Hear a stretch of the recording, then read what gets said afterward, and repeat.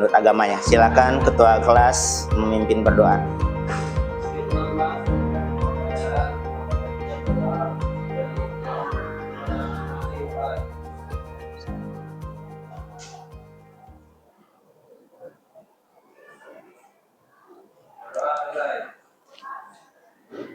Salam.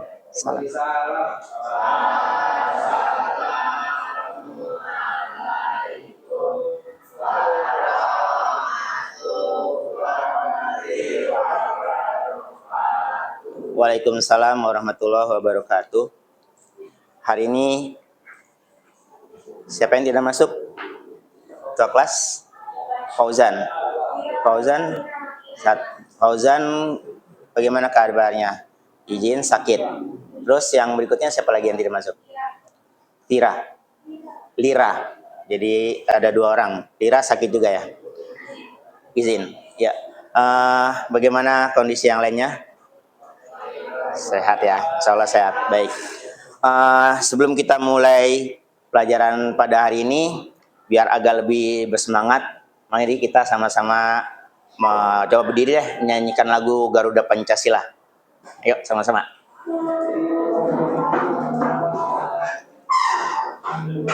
Ya, satu orang yang mulai. Ketua kelas.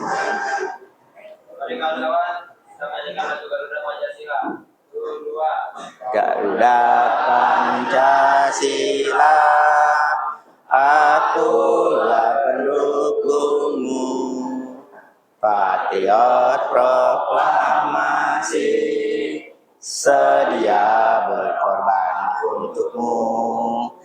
Pancasila dasar negara, rakyat adil makmur sentosa, pribadi bangsaku, ayo maju, ayo maju, ayo maju. Baik, terima kasih. Silakan duduk. Mudah-mudahan pada pagi hari ini kita belajar lebih semangat. Bahasan kita pada hari ini adalah mengenai modul 2, literasi algoritma dan konten digital. Apa itu literasi? Siapa yang bisa menjelaskan apa itu literasi? Nanti kita akan bahas itu literasi, kemudian algoritma. Literasi beda, algoritma dan konten juga dan digital. Jadi ini kita akan bahas seperti itu. Sebelum memulai dengan praktek pada pagi hari ini, Bapak akan jelaskan dulu mengenai kegiatan belajar pada hari ini untuk materi yang akan kita gunakan. Bahasan di modul 2 ini adalah mengenai literasi algoritma dan konten digital. Ini yang kita gunakan. Dalam pengolahan data, mengolah data tabel, di sini data yang kita gunakan menggunakan Microsoft Excel dengan pendekatan berpikir komputasional. Kemudian dalam pembahasan berikutnya, berpikir komputasional itu kita sudah pernah belajar berpikir komputasional. Ya, yang kedua nanti setelah itu data-data yang tadi kita pikir secara komputasional diolah dengan pengolah data. Oke ya. Tujuan pembelajaran kita hari ini adalah setelah mengikuti pelajaran ini, kamu diharapkan atau peserta didik diharapkan dapat menjelaskan konsep berpikir komputasional. Terus bisa mengidentifikasi penerapan algoritma dalam pengelolaan data. Jadi nanti algoritmanya bagaimana? Apa itu algoritma? Nanti akan kita bahas lagi. Algoritma itu adalah langkah-langkah. Kemudian nanti yang ketiga, mengolah data sederhana dalam bentuk tabel. Di sini kita akan menggunakan tabel dengan Microsoft Excel. Yang pertama, konsep dasar literasi algoritma.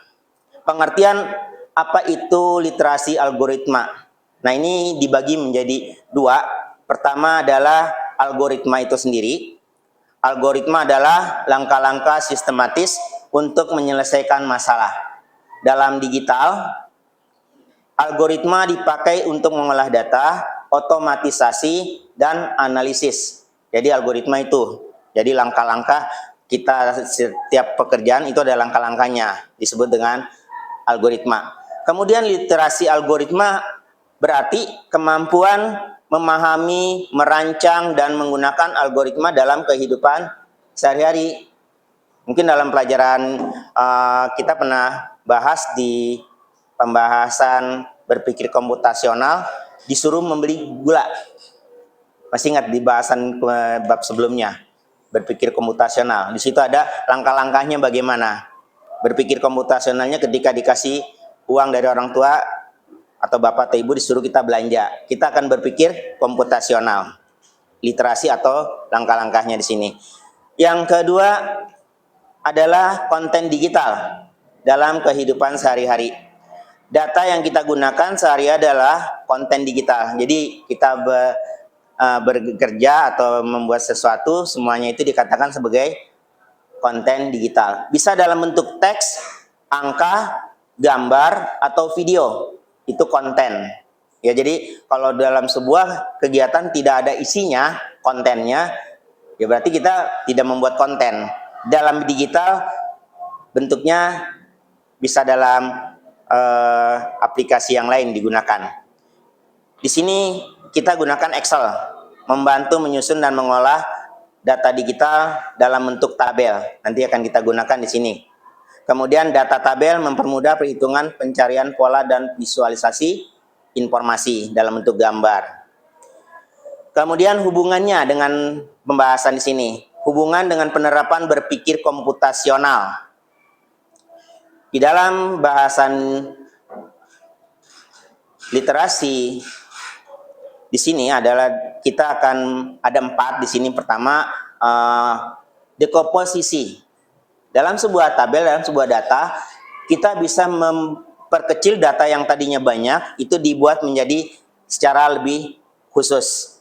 Jadi, dekomposisi ini adalah memecah masalah besar menjadi bagian-bagian kecil. Contohnya, memisahkan data nilai siswa berdasarkan mata pelajaran. Kalau kita bikin daftar mata pelajaran, kira-kira ada berapa mata pelajaran? Ada sekitar 11 mata pelajaran. Jadi kita bisa memisahkan berdasarkan mata pelajaran. Itu disebut dengan dekomposisi. Tapi kalau udah rata-rata semua mata pelajaran, itu bukan lagi persatuan mata pelajaran. Yang kedua, pengenalan pola. Di sini pengenalan pola adalah mencari keteraturan. Jadi contoh di sini misalnya kita bisa melihat nilai atau tren nilai kenaikan kelas, kenaikan nilai dari setiap mata pelajaran. Kadang kan nilai itu kalau memang lagi pas mereka paham dengan materi tersebut, mungkin nilainya akan naik. Jadi kita akan mengabaikan yang tidak berhubungan dengan nilai. Yang ketiga, abstraksi. Memfokuskan pada informasi penting dan mengabaikan detail yang tidak relevan. Tadi yang pertama dengan mengenal pola, polanya akan selalu berulang. Kita ambil aja contoh lah, misalnya hujan. Kalau orang udah kelihatan mendung, kita harus siap dengan payung misalnya. Itu rutin dalam minggu-minggu ini, kita selalu ada musim hujan misalnya seperti itu, langkah-langkahnya itu.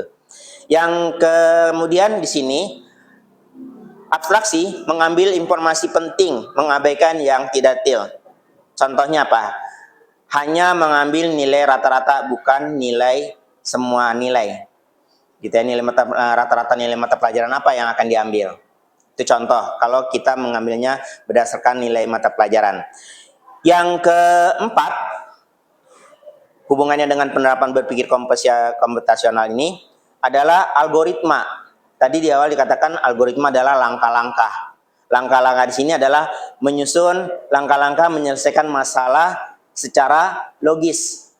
Jadi urut-urutannya jelas. Contoh di sini akan kita gunakan adalah misalnya menghitung rata-rata, kita gunakan rumusnya dengan average. Atau mencari nilai tertinggi, kita gunakan rumusnya dengan tertinggi apa? Max, ya. Terendah min, ya, dan seterusnya. Ini hubungannya yang akan kita bahas dengan penerapan berpikir komputasional. Data. dan pengelolaannya. Apa itu data? Data kumpulan fakta, angka, teks atau informasi lain. Itu semuanya dikatakan sebagai data. Ya. Pengelolaan datanya bagaimana? Proses mengatur, menganalisis dan menyajikan data agar mudah dan lebih bermakna. Itu adalah pengelolaan data. Jadi kita udah punya data, kalau datanya nggak dikelola, kita nggak akan tahu apa yang akan kita bahas, apa yang akan kita cari. Nah, di sini kita butuh pengelolaan data dengan cara mengatur, menganalisis, menyajikan data agar lebih mudah dan bermakna. Contoh, di sini yang tadi kita ulang lagi, contohnya data nilai ujian siswa, data kehadiran, data penjualan, dan lain-lain. Contohnya yang bisa jadikan sebagai data. Contoh penggunaan data. Nanti dalam penggunaan data di sini kita akan menggunakan yang namanya mengurutkan data, sort.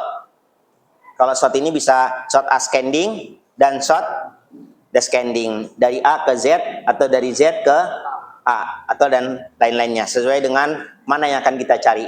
Nanti dalam praktek akan kita gunakan ini. Yang kedua, menyaring data, difilter. Data apa aja yang akan kita cari? Dari sekian banyak data, kan nggak semuanya kita cari satu-satu. Kalau datanya sedikit, kalau datanya banyak, agak repot kita nyari kalau tidak dengan cara difilter. Yang ketiga, menggunakan rumus. Nah, misalnya kita mau mencari jumlah data, bisa menggunakan apa tuh? Menggunakan sum. Terus mencari rata-rata menggunakan average. Terus lagi mencari logika. Jika A nanti apa gitu ya, menggunakan fungsi logika. Dan juga bisa menggunakan fungsi pembacaan tabel. Ini juga udah pernah kita coba gunakan. Nanti kan kita coba lagi untuk praktekkan. Yang keempat adalah membuat grafik. Membuat grafik ini apa namanya? Membuat apa? Ada diagram batang, ada lingkaran, dan lain-lain. Kita membuat grafik, gitu ya. Jadi data dan pengelolaannya seperti itu. Contoh, ini ada data tabel dengan Excel. Contoh nama siswa, mata pelajaran, IPA, dan rata-rata. Kemudian di situ ada lagi nilai terendah, nilai tertinggi. Nah, di sini kita menggunakan rumus-rumus. Ya, ini yang akan kita gunakan contoh data tabel mata pelajaran. Nanti kemudian data tabel ini tadi akan kita gunakan seperti yang keterangan di sini. Kita bisa mengurutkan datanya, bisa menyaring datanya, bisa menggunakan rumus, dan bisa membuat grafik. Ya, ini datanya seperti ini yang kita peroleh. Nanti dengan bahasan yang lain, kasus yang lain, kita buat lagi datanya yang lain. Maka di situ katanya hitunglah nilai rata-rata setiap siswa. Kemudian lagi hitunglah siswa dengan nilai tertinggi. Kemudian lagi buat grafik pembanding dengan nilai N. Nah, kemudian data itu akan dibuat menjadi grafik. Terakhir ya, untuk pembuatannya dengan grafik. Contoh ini ada contoh tabel, rumus otomatis, dan grafik supaya bisa dipakai sebagai bahan ajar atau dalam praktek atau yang lainnya. Contohnya ini ada gambarnya nih. Gambar-gambar yang ada di sini. Tadi berapa orang datanya? Siswanya ada berapa? Ada 3 data yang sini. Datanya ada 3 siswa. Mata pelajarannya ada 3. Kemudian ada gambar rata-rata. Ini diagram batang. Nanti ada lagi diagram garis, diagram lingkaran, ya. Banyak tipenya pembuatan diagram. Nanti pada praktek berikutnya ketika kita menggunakan diagram-diagram ini sesuai dengan fungsinya. Nah, setelah itu nanti kita akan ada refleksi mengenai diskusi akan kita kerjakan tadi. Nanti juga ada penilaian. Kita akan lakukan penilaian secara kognitif, keterampilan, dan sikap. Ini nilai yang akan saya ambil ketika kamu mengerjakan praktek dan hasil yang akan saya nilai. Kesimpulan, nanti literasi algoritma membantu berpikir sistematis. Excel adalah alat penting untuk pengelolaan data digital. Penerapan berpikir komputasional menjadikan pengelolaan data menjadi lebih efektif. Oke, itu sedikit bahasan mengenai penggunaan literasi algoritma dan konten digital. Ada pertanyaan dari materi yang saya sampaikan tadi? Ada? Silakan mau bertanya atau dari mengenai literasi digital, pengertian literasi digital, data yang diolah. Ya ini, kalau tujuan pembelajaran kita akan coba menggunakan konsep berpikir komputasional LKPD yang sudah saya kasih. Jadi tadi materi-materi yang sudah saya sampaikan, konsep dasar literasi algoritma, kemudian konten digital dalam kehidupan, hubungan dengan penerapan berpikir komputasional, ini ada 4, dekomposisi yang besar dibagi menjadi bagian yang lebih kecil, pengenalan pola-polanya bagaimana dalam proses penghitungannya atau dalam proses yang lainnya, biasanya ada polanya. Terus yang ketiga, abstraksi, memfokuskan pada informasi yang penting dan mengabaikan detail yang tidak relevan. Jadi diambil yang mana aja. Contoh di sini adalah tadi apa? Contohnya hanya mengambil nilai rata-rata, hanya mengambil nilai tertinggi, dan seterusnya. Oke, kalau tidak ada pertanyaan sama sekali, ketua kelas yang lain bisa diikuti. Ya, kalau udah, sekarang kerjakan LKPD yang sudah saya kasih. Kamu boleh membuka Microsoft Excel. Kemudian diawali dengan data yang ada. Mulai dengan membuat judulnya dulu. Setelah judul, kemudian kamu isi datanya dan cari rumusnya. Langkah-langkahnya secara algoritma sudah dijelaskan di dalam pembahasan tadi di depan dan bisa kamu terapkan pada LKPD yang sudah Bapak kasih.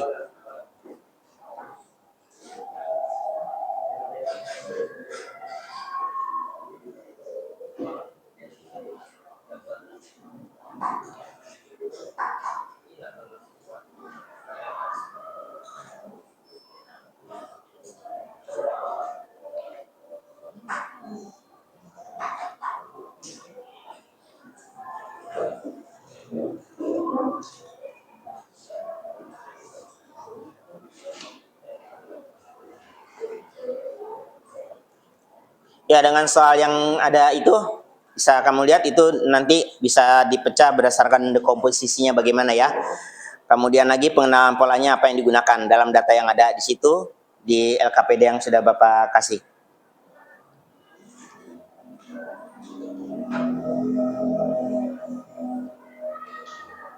Dari soal yang ada di LKPD, coba lihat ke depan, itu konsep dasar berpikir komputasionalnya adalah pertama dekomposisi, nanti memecah permasalahan menjadi bagian kecil. Di sini adalah nilai siswa menjadi per kelas, kemudian per mata pelajaran, per siswa. Jadi mau dibagi berdasarkan apa? Kalau berdasarkan siswa ya nanti per siswa. Kemudian nanti yang berikutnya lagi adalah mencari kesamaan data. Misalnya mata pelajaran IPA semua, matematika semua. Yaitu yang kedua, pengolahan dengan pola. Yang ketiga, menyaring. Kita bisa menggunakan dengan data dari tabel siswa. Contohnya di sini pada nilai akhir nanti kita akan coba buat.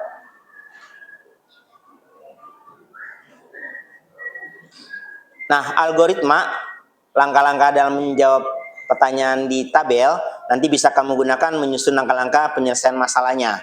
Di situ urutan data, menghitung rata-rata, kemudian tentukan predikat berdasarkan rata-rata, disajikan dengan grafik. Nanti grafik adalah tabel yang terakhir, seperti yang tadi sudah dijelaskan pada PowerPoint di depan tadi. Ini tabelnya ya. Silakan kamu kerjakan dulu pada lembar kerja LKPD yang sudah disiapkan. Buka Microsoft Excel, mulai mengerjakan.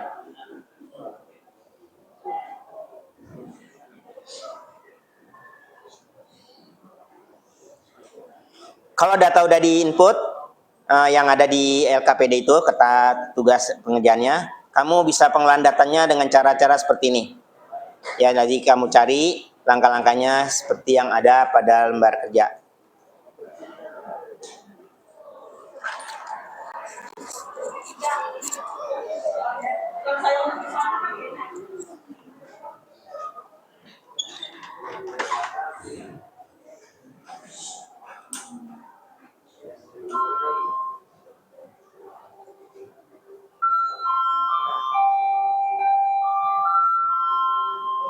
Ya, pelajaran juga.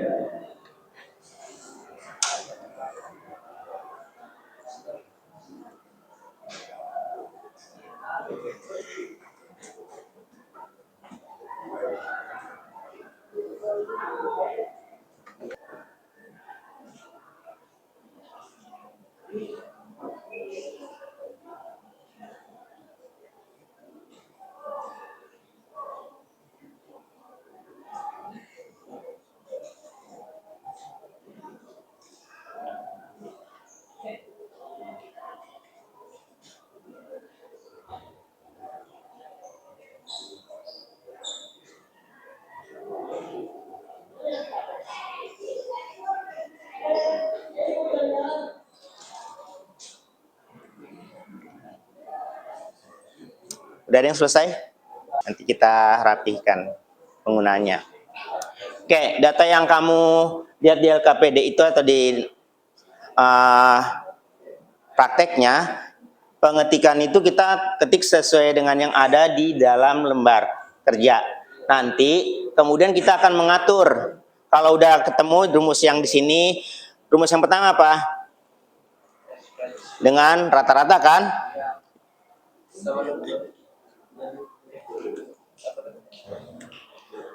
Ya, sama dengan itu kan?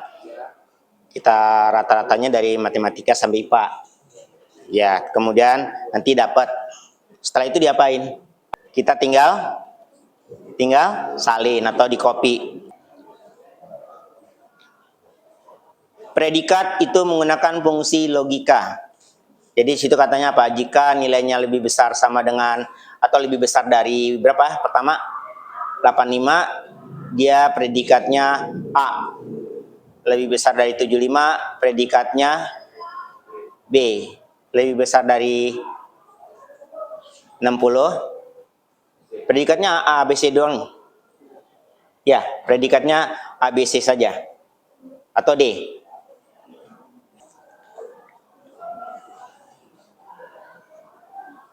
Dari sini nanti kita akan coba membuat dengan menggunakan filter. Kita menggunakan shot. Dan terakhir kita menggunakan grafik. Ya, seperti yang tadi dibahas sebelumnya pada materi bahasan tadi. Predikat. Sudah selesai dengan pendapat mengerjakan predikatnya. Di lembar kerja itu sudah dibuat langkah-langkahnya.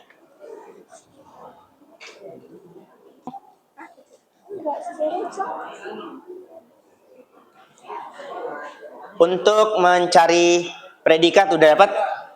Bisa ya, jadi itu nyambung semua itu. Tanda pemisahnya adalah sesuai dengan di masing-masing layar monitor.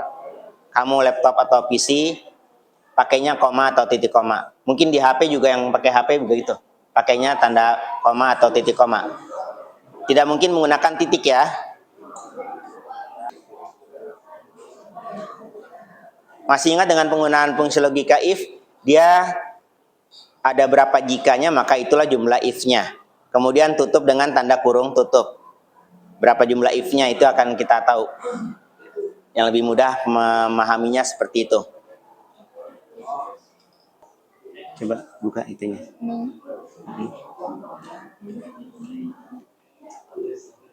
Udah nggak kelihatan.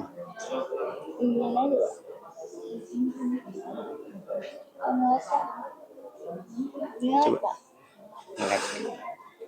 Coba diketik lah. Masukin. Udah coba masukin yang ada di sini. Ya. Kenapa? Cara cari if-nya itu gimana ya, Pak? Kita tuh lagi ya. Bikin rata kiri aja untuk rumus. Sama dengan if jika rata-rata kan itu patokannya rata-rata, lihat di soal. Lebih besar sama dengan berapa ya? 85 kan? Kan misalnya apa sih? Koma ya? Titik koma. Titik koma. Titik doang. Iya. Titik koma. Terus keterangannya apa yang pertama? A. Ya. Iya kan? Terus titik koma lagi jika lupa ya, ini kita tanyakan dulu. Bisa sama dengan berapa? 70. Terus titik koma B.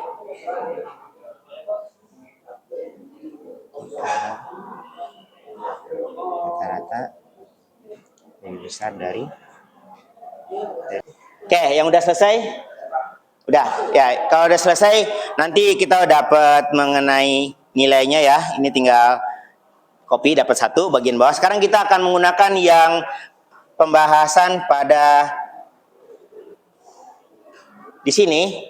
Itu ada mengurutkan data, menyaring data. Kalau menggunakan rumus sudah. Sekarang kita coba menggunakan mengurutkan data. Yang pertama, kita bisa mengklik pada bagian sort and filter. Ini gambarnya kayak gambar kaca ini corong. Kamu klik, terus tanda panah ke bawah. Lihat di situ ada filter. Kamu klik gambar filter. Nanti akan tampilan seperti yang ada di layar monitor. Posisi kursor kita adanya di mana? Penempatan kursor ada, boleh di nomor, di nama, kita taruh di sini, boleh di mana aja. Terus kita pilih shot gambar ascending, pilih filter. Nanti di dalam tampilan di sini dia akan tampil tanda panah ke bawah. Kemudian di sini kita akan memfilter apa yang akan kita filter. Misal saya ingin memfilter, lihat di situ ada pilihannya, filternya semua. Coba diklik dulu situ. Nanti ada pilihannya select all. Kalau select all semuanya akan bisa tampil. Tapi kalau kita ingin menampilkan kelas 8A saja misalnya di soal, maka yang akan tampil adalah kelas 8A saja. Gitu ya. Ini penggunaan filter. Untuk menampilkan semuanya, tampilkan lagi select all. Kemudian yang berikutnya lagi, kita ingin menggunakan ascending atau descending, mengurutkan data. Seperti yang ada di sini. Yang berikutnya adalah mengurutkan data, sudah memfilter. Kemudian rumus, tadi sudah kamu kerjakan. Tinggal satu lagi, membuat grafik. Terakhir nanti kita membuat grafik. Yang berikutnya, sekarang kita coba membuat diagram.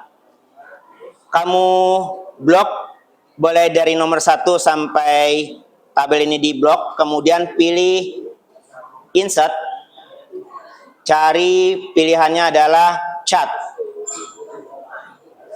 Pada chart nanti pilihannya kamu blok aja dari nama ya, dari nama.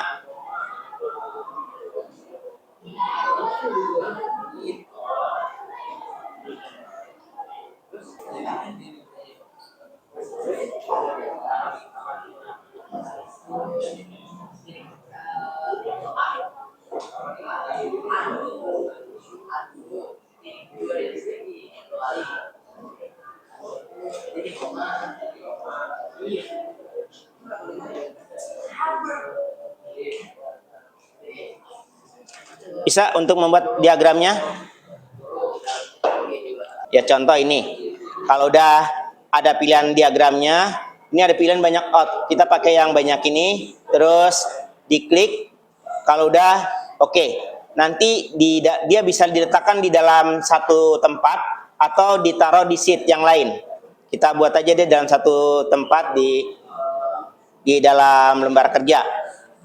Ini bisa kamu kecilkan, ditaruh di sampingnya atau di bawahnya. Tinggal diatur ya. Nama tabelnya adalah misalnya di sini diagram mata pelajaran atau diagram mata pelajaran kelas 8 gitu ya. Nanti kita akan bisa lihat di situ semua pelajaran, warna-warna ini menentukan dari mata pelajaran. Kemudian di sini ada nama dan lain-lain. Coba dilihat tadi mengurutkan data kita sudah buat. Memfilter data juga sudah dicoba dapat penggunaan rumusnya.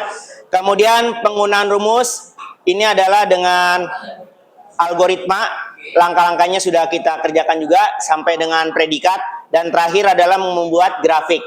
Jadi yang kita kerjakan pada hari ini sudah sampai dengan pembuatan grafik hasil kerjanya. Nanti setelah itu disimpan. Refleksi bagaimana berpikir komputasional membantu menyederhanakan pengelolaan data. Bagaimana menurut kamu? Gimana? Rapli gimana menurut Rapli? Refleksi itu umpan balik yang udah kita pelajari tadi dari awal sampai dengan yang terakhir. Bagaimana berpikir komputasional membantu menyederhanakan pengelolaan data.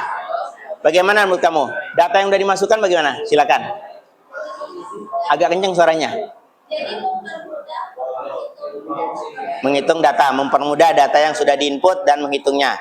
Terus, apa manfaat menggunakan Excel dibandingkan dengan menghitung manual? Ayo, siapa? Gimana menurut kamu? Apa manfaat menggunakan Excel dibandingkan dengan menghitung manual? Lebih cepat. Ada yang lain? Rapli?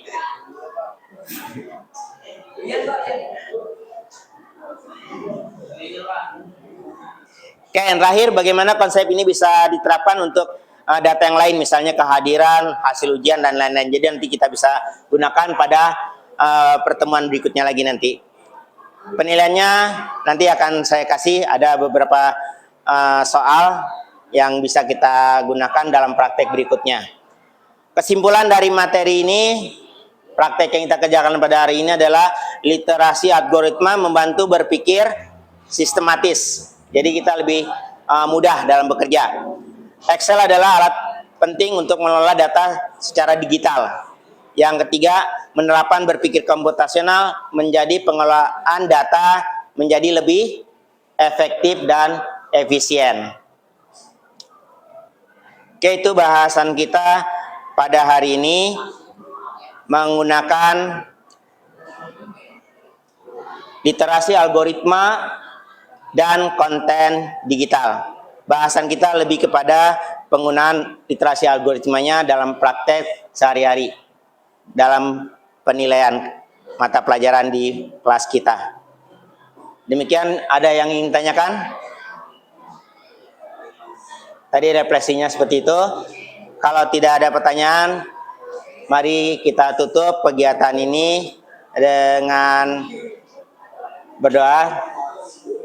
Ketua kelas, silakan menyiapkan kelasnya. Nanti kita bertemu lagi pada pembahasan pelajaran yang berikutnya.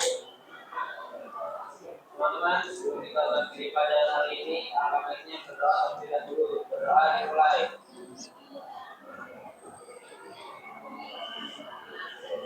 Doa selesai. Memberi salam.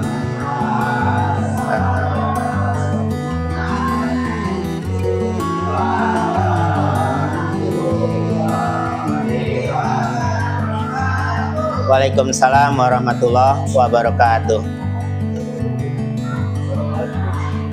Ya.